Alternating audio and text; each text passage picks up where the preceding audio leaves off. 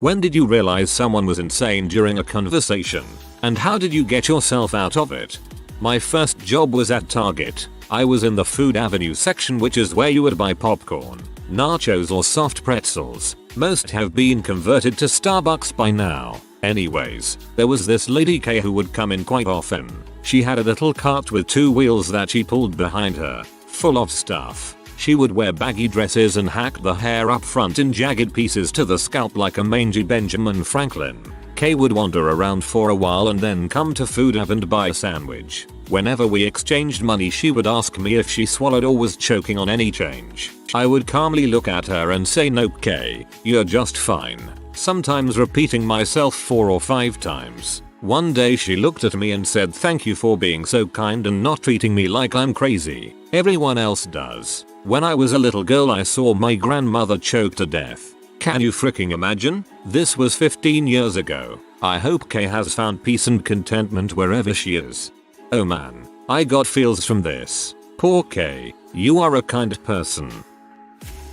So I went into a McDonald's and this woman recognized me from some of the college classes we had together, I think. Well, at any rate, she seemed pretty certain, and she seemed like she might be familiar. 2 eyes, a nose, some hair. I might have seen her before. She started telling me that her friend was psychic, could feel people's energy, and could read her mind. Now that's not the weirdest thing I've ever heard, and I'd probably have been okay with that. Then she started telling me about the radio DJ out of the next town over who was watching her in her house with video cameras hidden in her shower. She knew he was watching her because during his broadcasts he would play certain sound effects and tell jokes about her every time she farted. I told her I had to get going. I was just there for a carry out and there were some people waiting in the car.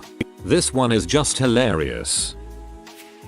I was on my first cruise, or 3-day trip to the Bahamas and back to Florida. I was talking to a dude at the bar and asked where he's from. Jupiter is his response. Luckily my buddy came around and I just walked away. Found out years later that Jupiter, FL, is a real place and remembered this guy from the cruise that I thought was nuts. Now who is the crazy one? My very sweet, elderly next door neighbor explained to me how God gave her my house. She casually told me, "Oh, you should have seen how beautiful it was the day we moved in. I touched your door, and I knew then and there that God wanted me to own your house. You may live in it now, but it's only temporary." It gave me the creeps, but I didn't say anything because her husband mows my lawn for free.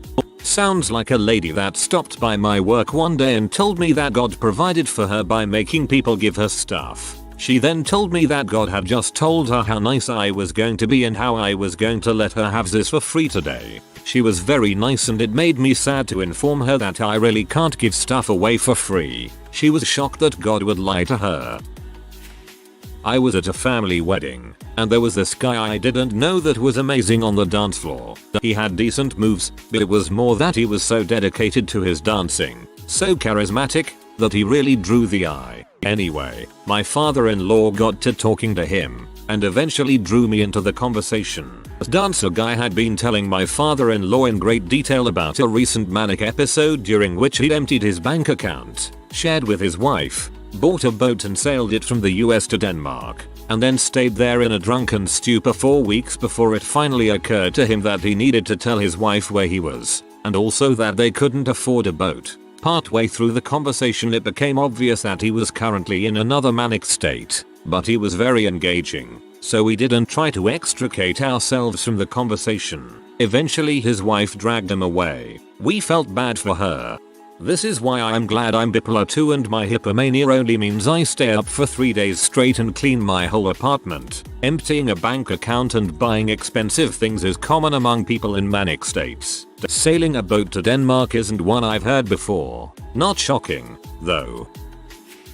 Work at the IT help desk at a small community college. People pretty frequently come by for directions to other parts of the college, so when this guy was asking for where they train the police it seemed normal enough. We have a police academy as part of the college, so I started giving him directions there, but he kind of just started talking over me and telling me he trained all the police here and he used to be an instructor but they moved. I was trying to give him directions, but he started telling me I needed to look him up on my computer. Around this time my former Marine co-worker kind of heard what was going on and came in to assist. The strange guy asked my co-worker if he was in the military. He was wearing a USMC shirt, and then proceeded to tell him how he was an Army Navy Ranger and he trained all my co-workers' superiors. At this point we realized he was totally batshit, and I told the strange guy I was going to grab another co-worker who knew the area better to get him better directions and hit the campus security silent alarm button in the next office over.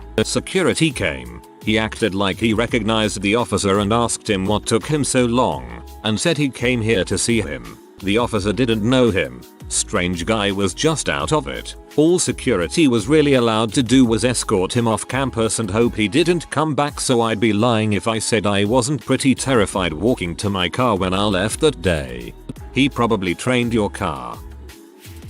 This is a strange one.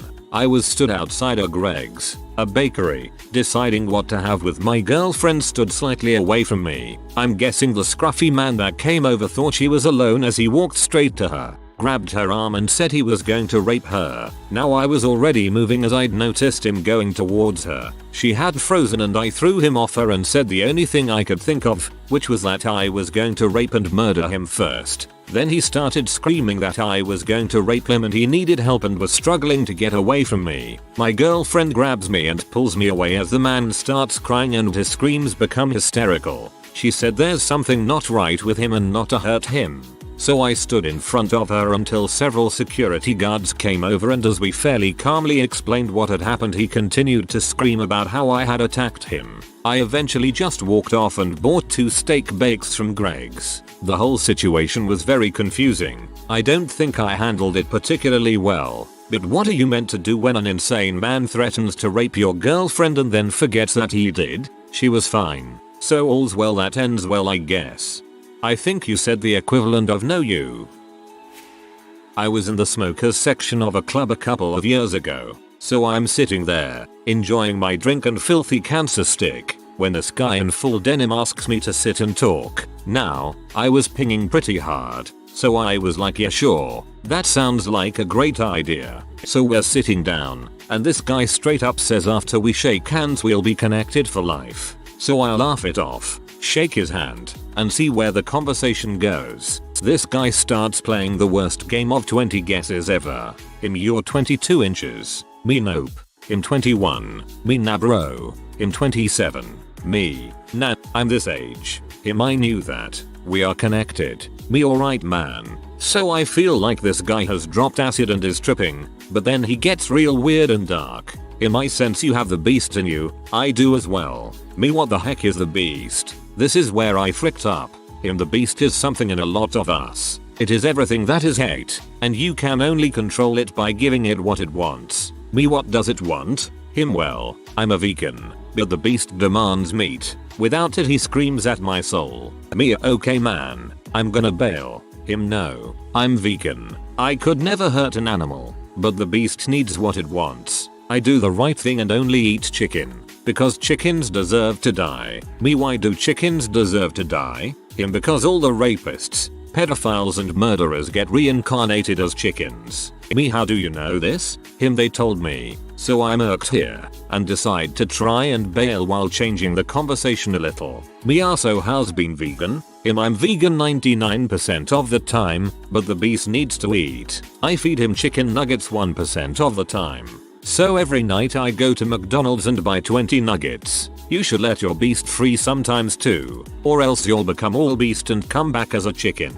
I just walked off at this point. It all sounds ridiculous, but the dude was super dark and sinister. I went back in after a while and the guy was sitting in the same spot with 4 people sitting around him listening to his word like it was gospel. I feel like I witnessed the start of a cult.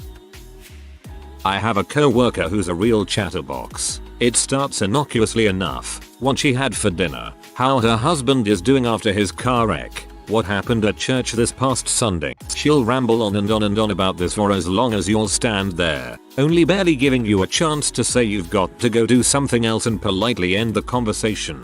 The best way we at work have found to get away is to signal someone over and turn her attention onto the new victim. The funny thing is that no one not even me, has caught on to this, and we'll always happily trot over to see what the conversation is about only to get caught in the death chatter. However, if she ever starts talking about the news, run for your sanity. I don't know what news channel she watches, but every day it seems she finds a new story about someone somewhere raping and or murdering an infant, and it's not something she mentions once and moves away from. She dwells on such things, rambling on about them for as much as half an hour at a go if you stand there and let her mouth run.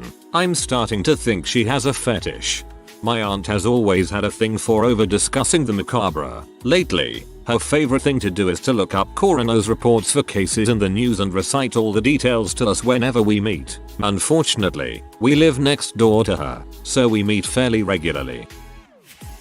During our small talk since I was seated next to him at a dinner party, everything seems cool, then the topic of marriage comes up, and he's flabbergasted I'll let my wife go to work, drive a car, and not be in my presence. He explains God created women to please and serve their men, and to be in the kitchen at all times, and to basically be a slave to their men. Literally went on for about 15 minutes and I seriously thought he was just a chauvinist making a joke, but he was dead serious. I excused myself and went to the restroom, and thankfully someone took my spot at the table, so I had to move to a different spot. The plumber we called was nice enough, but he started explaining to my wife that Hurricane Sandy didn't really happen, and the storms are due to the government shooting electrons into the sky. There's a guy in my town who's pretty much known as a local crazy person. I'm pretty sure he suffers from a mental illness, but he's functional in conversation. It's just that they'll steer into weird territories like terrorist conspiracies or concerns about people being out to rape him really quick. First time I encountered him, he'd accidentally smashed the beer bottle he was drinking against a wall, and cut his hand pretty bad in the process. We met pretty close to the local doctor's office, so I just guided him there to get it stitched up. That was really nice of you. It took me an absurdly long time to find out my good friend was a pathological liar. I just didn't have any good reason not to believe him, and my other friends didn't catch on either. He wasn't malicious or anything. He just wanted people to think he knew interesting people. At some point the good faith of friendship broke down in the face of the collective weight of his fake stories, and I just stopped talking to him. It did cost me some friends once when I repeated something he had said around a new group of people, and they thought I was the one making crap up. What a goddamn mess that was. When he told me the place I was headed to was full of reptile people, I stuck with my man until the end of the 14-hour Greyhound trip, listening to his lunatic ramblings the whole time. He wasn't the take your head off and run around the bus type of crazy, more like the cool crazy stoner type. Every single hospital I've ever worked at has used some variation of Greyhound therapy. They put problem patients on the bus with a ticket that'll take them out of state. The more problematic the patient, the further the ticket takes them. Started volunteering at a women's shelter. First night at the check-in desk for the clients. Talking with a very well put together lady who had traveled all over the world. We spoke of very specific sightseeing we had both been to in Egypt, etc. She is obviously highly educated, wearing fine clothing, so I finally asked how she came to be at a homeless shelter. She said I left my CFO position at a huge company in Seattle to take care of my dad who had Alzheimer's. His care cost a lot. I got depressed after he passed away, and here I am. But don't worry, I have a daycare up the hill with 25 children who watch TV all day in a storage shed. All I have to do is feed them one meal and one snack. My jaw hit the floor. Yeah, she had paranoid schizophrenia and she was delusional. The other volunteers were trying to hide their laughter from my reaction. Talk about a 180. I work in customer service. This dude said he identified as a cat more than a human. He also claimed the police were trying to kill his cats. Eventually the conversation became about how he was going to starve to death because he didn't know how to cook. He also said he couldn't dine out anymore because there were no places to get real food, hamburgers, in his neighborhood because of all of the gentrification going on since the blacks and Puerto Ricans moved into his neighborhood. Starved to death because he didn't know how to cook. Also, cats don't have opposable thumbs. When she was arguing with me about a doctor's refusal to perform a 10th unnecessary surgery in a quest to get pills, I divorced her. Judging by your username, it seems like you're already on to bigger and better things. If you don't mind me asking, did you go into the marriage knowing she was an addict, or did it slowly happen over times? I had to go into work on my off day to terminate someone. I had fired people before on the past. No big deal. Just like with all the others, this person had gotten themselves fired. Never really had any crazy issues with them before. So I go in about an hour before our location opens. Plan is to terminate the person quickly, then work their scheduled shift. In hindsight, I should not have been alone with them. I inform them why they are being terminated. They sign the necessary forms and head for the door. Then the crazy starts. First, there was the fits of maniacal laughter, interspersed with shouts of rage. They were pacing back and forth, occasionally grabbing things I feared would be thrown at me. Outwardly, I maintained my calm, managerial composure. I calmly repeated they needed to leave the premises before I called the authorities. They went to begging for their job, then laughing about how stupid they were, then raging at the supposed lies that were told about them. Cameras showed they weren't lies, then giggling sadly. I reiterated they needed to leave. After a half hour of coercing and having a phone in hand to dial 911, they left. I immediately called my supervisor and informed them. I was nervous the whole day that they'd come back in and do something. That's why you fire someone on a Friday at closing. Glad nothing bad happened. Not crazy in the raving lunatic sense, but more in like a total B sense. And this just happened today, so I kind of want to vent, if that's okay. I run a business teaching creative writing classes for kids. I just made a huge move to grow my business. I got a new, much bigger classroom in a great location. I'm super happy, but it was a lot of work. I wanted to celebrate with my students, so I decided to throw a reception for them. I made sure every student had a piece on display on my gallery wall, and I invited every kid and their families. The reception was yesterday. We had a good turnout and I was feeling great. It was a success. Then last night I get an email from a mom of 2 sisters that attend my classes. She said she was sorry to have missed the reception, and that she was disappointed because she didn't realize it was scheduled. She then said her girls were excited about signing up for classes next year. I responded that I was sorry that she missed the emails and paper invitations I sent home,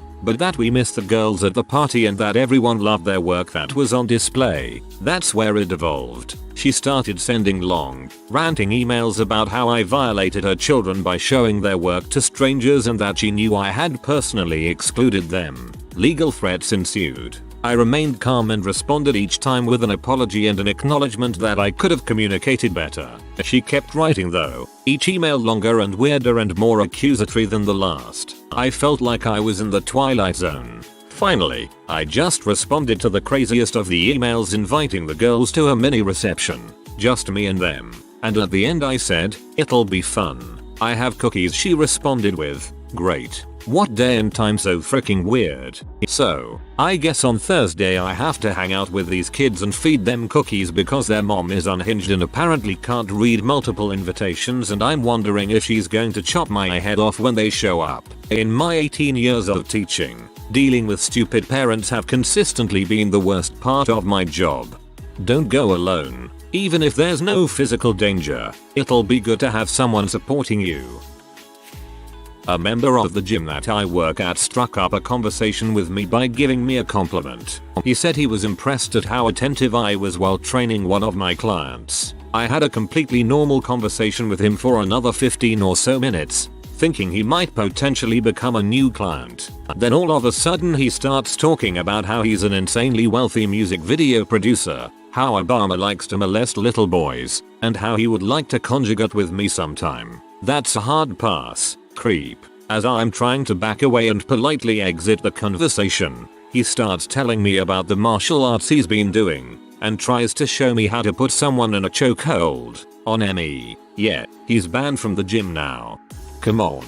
Conjugate with me. I escape. You escape. She escapes. I am escaping. I was escaping. I have escaped. Bye. I once had a next door neighbor who seemed a bit weird, but friendly. So cool. One night, I'm coming home from work and encounter her standing outside of the apartment building expectantly, smoking a cigarette. I walk up and say hi and she says hi back and then launches into this ridiculous story about how Jack Black is her soulmate and how a red 4-door vehicle is about to pull up any minute now to pick her up for a road trip. She doesn't have anything with her. It was obviously ridiculous, but she didn't seem dangerous and I wanted to see what happened when the car never showed up. So I bum a smoke and hang out with her while she just waxes weirder and weirder, going on about how some actress stole her soul and more crazy stuff like that. I wasn't creeped out by it so much as exceptionally entertained by her storytelling. So I stand out there for 15 minutes or so until I start to get bored and try to say goodbye, but she's like, no, they'll be here any second. Not 5 seconds later a red 4-door car pulls up and parks less than a car length ahead of where we're standing and I have this insane moment where I think maybe she was telling the truth. Looking relieved that they've finally arrived, she promptly opens the backseat and gets into the car and shuts the door behind her. The car starts. I'm in absolute shock. Then they kick her out and nope the heck out of there and I follow suit as I watch her chasing the car into the night. I'll never forget how shocked I was that car actually pulled up. She had probably seen the car stop there before at that time and formed her delusion after her observations.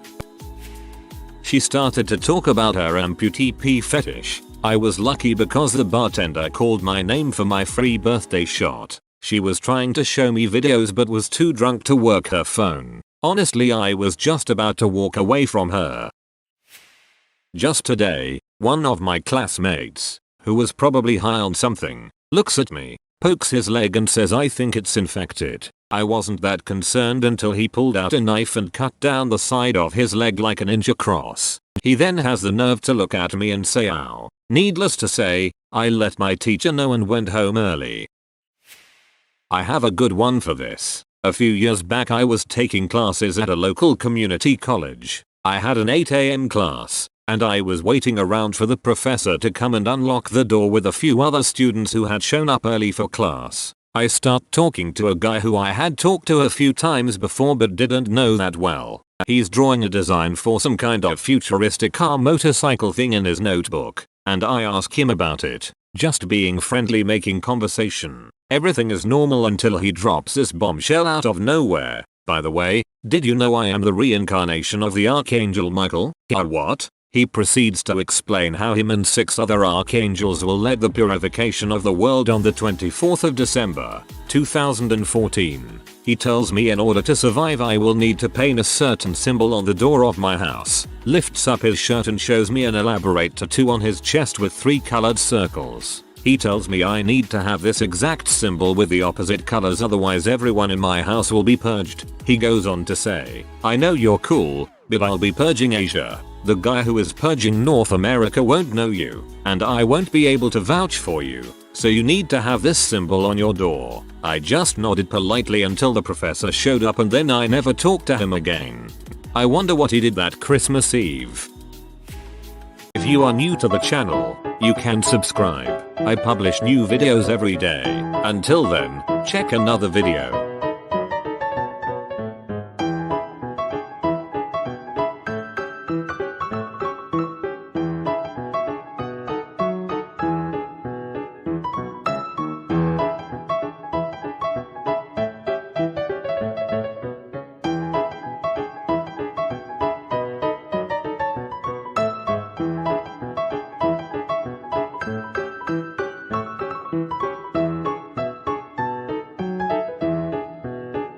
Bye for now.